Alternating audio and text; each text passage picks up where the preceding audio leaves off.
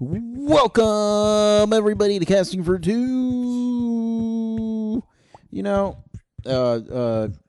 Episode number 194. Welcome. Zach from SecretStageProductions.com pointed out that I always start off the episodes with welcome. I didn't even know what I was doing. I didn't realize I was doing that. So, anyway, welcome, everybody, to another episode of Casting for Two. As always, if you would like to keep up with me on the internet, you can go at Casting for Two for both my Twitter and Instagram, or send me an email, an electronic mail, to castingfor2@gmail.com. And as always, Sunday Brunch is another podcast that I do with Megan Johnson from tipsywriter.com. You can listen to that at sundaybrunchpod.com. Yeah, I'm 6 away from the big 200. I got some things in motion, so hopefully I can get you a great guest. Not that they're not all good. I just want episode number 200 to be a bit more special. And yeah, so I'm excited about that. But you know what? I feel like I should get into who my guest is today. You may already know because you see the episode. It's Mr. He's from the band Croy and the Boys. They have beautiful country music, and I really like it. Croy Baum. And he's based out in Austin. Everyone knows I love Austin. I don't have to keep saying it.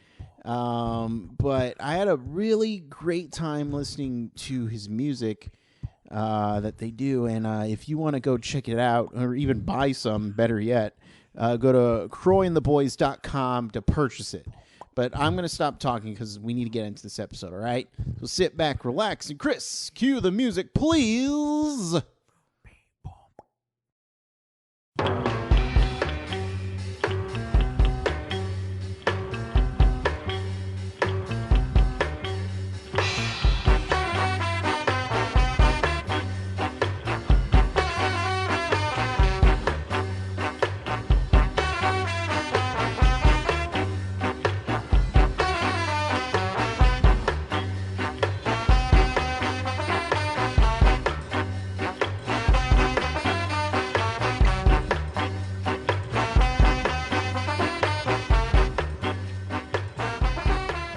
Can you hear me? I can hear you. Awesome. So this is audio only, so if you want to have your video off, you are more than welcome to. Cool. How do I always turn that off? Okay, cool. Yeah, there we go. Yeah, technology. I know, man. Yeah, it's awesome. How is your morning going so far? Things have been great. Really good, yeah. Productive, relaxing. There you go. So if you had to choose either productive or relaxing for the rest of your life, what would you pick? Oh, relaxing, of course. Would never pick that. I don't know. I do this Twitter chat every once in a while, or not every week, and some of the questions are very, they make you think, and it's amazing how I would choose relaxing. Right. Other people would be like, no, I want to be busy all the time. Right. It's like, what's the point? Right. I wonder if, my life's pretty much been busy, so I long for mostly relaxing. You know what I mean? Maybe if you had, a really leisurely 20s and early 30s, you're, ready to do something. Right. Yeah, that makes sense. Yeah. So I'm excited to have you on the show because I haven't really spoken to anybody in the quote unquote country music genre. Sure, yeah. I'm curious for you, when did you know music was a thing you wanted to do? Oh, that's been pretty much my whole life for sure. I loved, my parents would talk about how much I loved music just growing up. As a fan, and then I took guitar lessons in second grade, and I started playing upright bass in the orchestra in fourth grade, and so I've pretty much always been playing instruments and loving music. Yeah. Nice. It's impossible to not look cool playing upright bass. Yeah. I've seen some guys look not so cool. I Oh, mean, really? for fun, can ruin anything. You know what I mean? Yeah, yeah. It's just, my bass playing is so intense. I need to stand up for this. Yeah, yeah, that is cool. Yeah, yeah. But yeah, so that's cool. That's cool. I've always wanted to play some sort of string instrument, but Yeah. my fingers they're like Trump size. They're just small, so I don't think Dude, it'd work. I got small hands too, man. I'll tell you. Oh my gosh. I Oh, use my pinkies a lot more than other guitar players do, probably. So I'll just gosh. say, like, Okay. you can get past that. Do you play an instrument? I play drums. Oh, cool. Yeah. Hell yeah. Well, that's awesome. It speaks. I don't want to put down drummers anywhere, but it Yeah. speaks to the caveman person in me. Like me grab stick, me hit Yeah, circle. yeah. I played drums for a while in a band, and I loved it. Having your instrument just like spread out all around you, Uh huh. it's really awesome. It's physical and fun. I love drums. I was talking to a buddy of mine who was getting ready to do a role, and he's playing drums. And I said, "The number one thing you can do: listen to the bass player. Oh yeah, totally, You absolutely. you and the bass player are going to become besties." And Yep. I hope he's doing that right now. And so when growing up, what were some of your music influences? Well, they were pretty varied growing up. I'm from the Midwest originally. I'm not from the South. Mm. So yeah, I feel like I wasn't, it's like people down here, even like the cool parents that like cool music, they liked cool country music, and I feel like I wasn't exposed to like kind of just like those sides of country. It was just kind of like mainstream country music. And Oh, okay, then, yeah. but my parents had cool taste in music. My mom was really into British Invasion stuff, and my dad was into a lot of Motown and soul. So I listened to cool stuff like that, I think. And then I loved punk rock and, whatever, all that stuff growing up, I guess. So Hmm. it was like, as I got into high school is when I first went down to Appalachia, and that's when I first started really, finding folk music and kind of seeing the similarities between folk and punk. And so I think I kind of like got more into acoustic music, but always loved electric instruments. And so finally when I started getting hip to like Waylon Jennings Yeah. and Willie, and then from there, kind of all of electric country music, that's when I really was like, oh man, everything I love about folk and everything I love about punk is like, has been right here already, simple, like plain spoken songs, but with awesome melodies, played on electric instruments. That's like, and that's where I've been ever since. Nice. Well, it's nice because I mean, like you were saying, popular country songs, they're about getting a cowboy or a cow gal. I don't know, Yeah. something like that. And Yeah. it's just not. It's like rap of today for me anyway. This is my own personal opinion. Yeah. It's just not all that appealing. It used to mean Right. more back in the day. When I was listening to your stuff, it felt like there was uh, a timely feel to it, but still modern, which was cool. Thanks, man. That's totally what we're trying to do. So I appreciate that a lot. Yeah, yeah, no, I enjoyed it. Thank you for Yeah. doing it. Thanks, man. And so Yeah. I mean, when, yeah, oh no, go on, go on. yeah, definitely. I guess that's the whole deal is like, just thinking like folk and country music, is, it should be relevant music, I think. So people look at folk music and they think about like trains and, Yeah, these like images of like the 20s and 30s and the Dust Bowl and stuff. But that's like those songwriters were just writing about what, like literally what they were up to. right. So it's silly that became like codified and now that's like what you have to talk about to be that genre. That doesn't make any sense. So I think definitely me. And then also, I mean, there's a great scene of country musicians in Austin and all over the country kind of sprouting up that are kind of trying, I think realizing that and writing personal country music again. That's what I would call it. It's just like, it feels modern because I think people are just writing personally again in the country vein. Yeah. And so where are you based out of? I'm based out of Austin, Oh my, I'm in Texas. San Antonio. No shit, really? Yeah, yeah. I could throw Dude, something at you right now. awesome. Man, we've never played San Antonio, but it's high on the list. It's one of my favorite cities. I love San Antonio. It's okay. Yeah. I like Austin way more. You do? Okay. Oh yeah, because I'm I'm originally from the Pacific Northwest, Oh yeah. in Oregon, and Cool. Portland is just like Austin, Yeah, yeah, yeah. Totally. just with better weather. No offense, Right, right. but No, totally. I but get it. We both get it. Yeah. yeah. And so yeah, no, I love. I'm gonna be there this summer. So yeah, I love everything about Austin. Cool, man. Awesome. So when do you start Croy and the boys? When does that happen? Um, well, let's see. I've been in Austin for about 8 years, and I came down playing similar music but solo. Uh, and so my joke is always that I moved down here calling myself a country musician already, and then I Mm. got down to Texas and was like, oh wow, I'm a folk musician for sure. And so I think, yeah, I started playing bass for this guy named Leo Rondu, who is a amazing country songwriter, is my favorite for sure. And he just got joining his band and hanging out with him and his friends and stuff was just kind of like country music boot camp. You know, I was exposed to so much awesome music and just kind of that lifestyle and those touring styles. All that stuff is totally different from rock and roll. You know, like with Leo, we'll tour for a couple months and we'll play. We might play 25 shows a month or something on the road Mm-hmm. and share a bill twice. Otherwise, it's just us. And we travel with a full PA. So we set up a PA, play for 3.5 hours, and then break down the PA. It's like totally different world than rock and roll, what I'm used to. So I learned all that stuff with them. And then I finally I was real hesitant to start a band. I don't know. I just felt like I wanted the right players, I guess. I didn't want just like random hired guys. And so I think I finally started to put together the people that I really liked and wanted to work with. I think it's probably been 4 years now. Okay.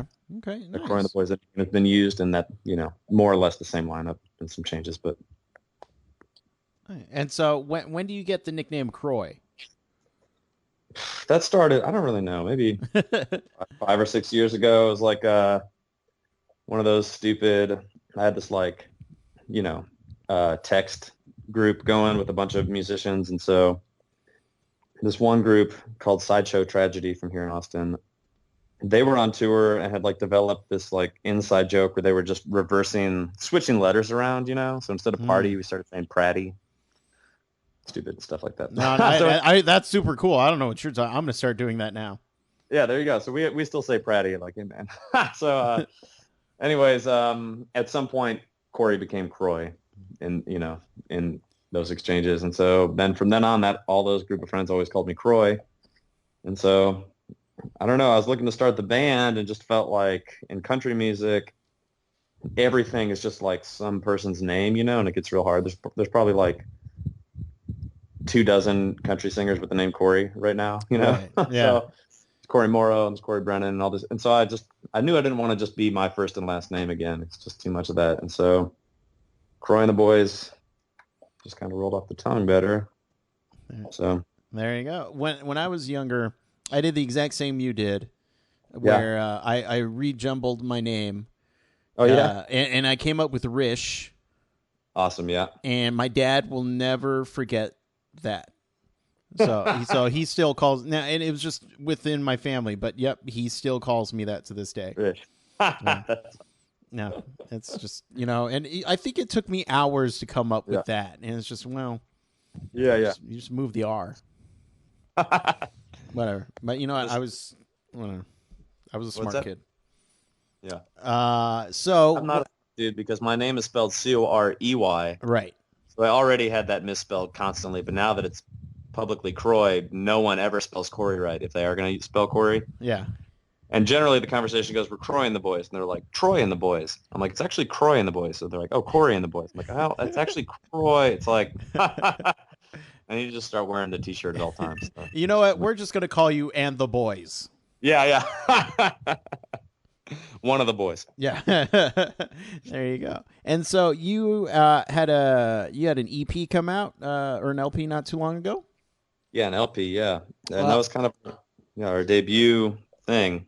So and that's what I was listening to earlier. On that, what was the harder song to write, either musically or lyrically?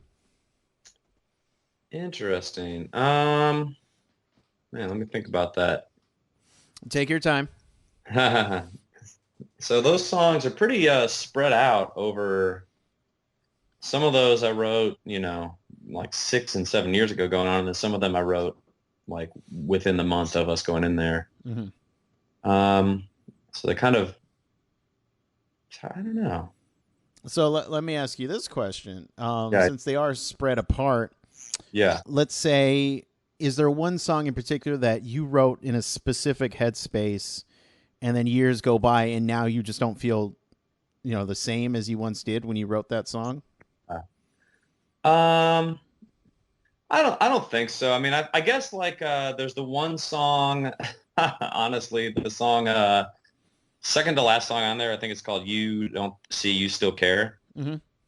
I wrote that like very quickly in a moment of being upset with a girlfriend at the time, Uh-huh. who's actually not my wife, and so I don't think we've ever played that live except for the album release. That's the only song on there that wasn't a part of like the live show for at least some time before we went in and recorded. I Gotcha. kind of got angry and wrote that, and then we recorded it, and then yeah, it's kind of never been a part of the thing. I think I just was like a point to her. There we go. Yeah, I am. Now, are there other songs that you like to perform live? Oh yeah, I mean, so we've got I mean, we're already starting to talk about the next record, hopefully in the next Yeah. few months, get in the studio. So yeah, we've got definitely a whole record conceptualized and pretty much totally written.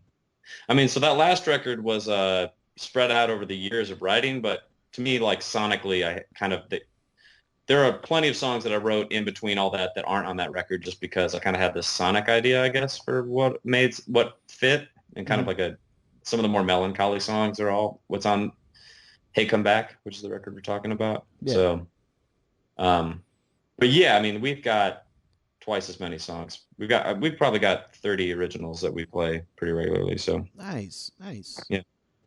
And in now, I'm just gonna ask for, in your opinion, what to you is a perfect song? Man, I think I really prefer. I'm definitely kind of lyric first. Mm-hmm. I think so. I really prefer lyrics that I do like narratives. I don't like super lyrical abstract lyrics. I really like narrative driven songs, which doesn't have to be like Bobby and Timmy were walking. But I like I like feeling like there's like a story arc to a song, I guess. And I do like just personal.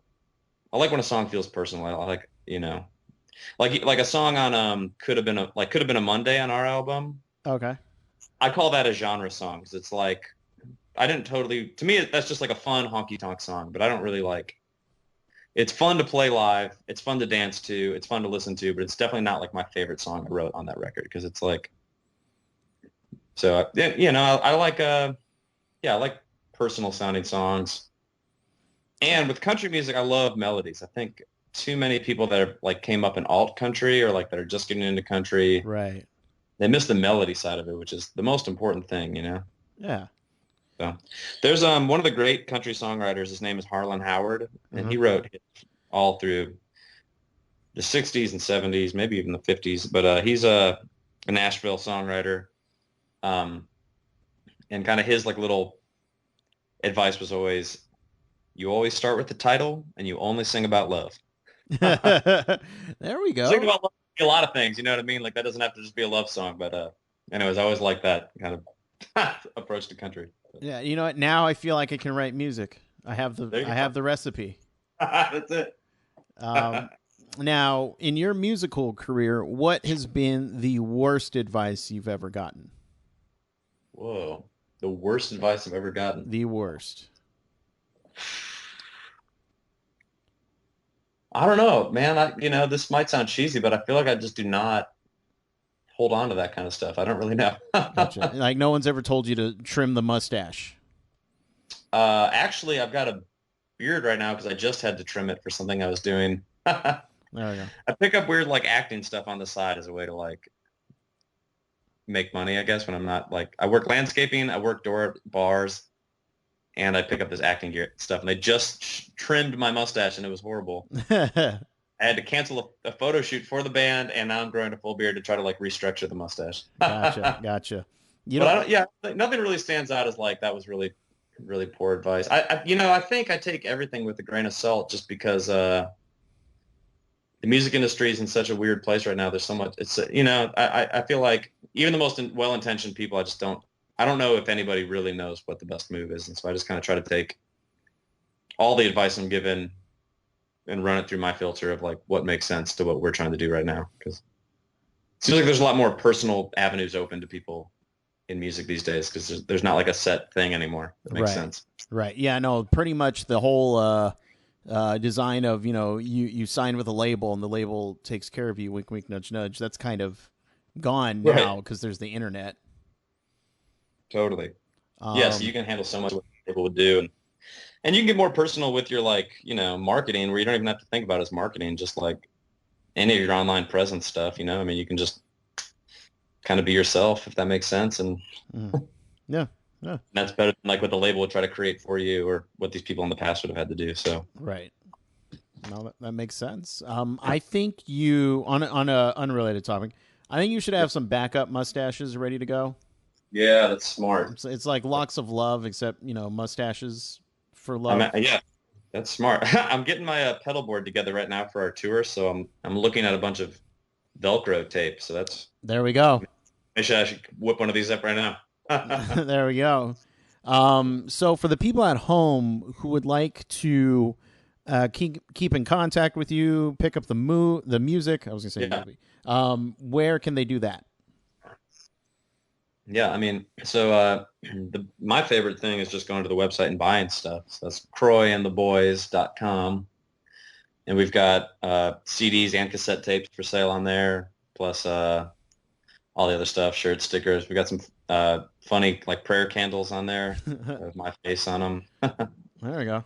So there's stuff on there, and then or if you just want to enjoy the music, we're on Spotify, we're on Apple Music and Bandcamp and all that stuff. So we're called Croy and the Boys, and the album is Hey Come Back.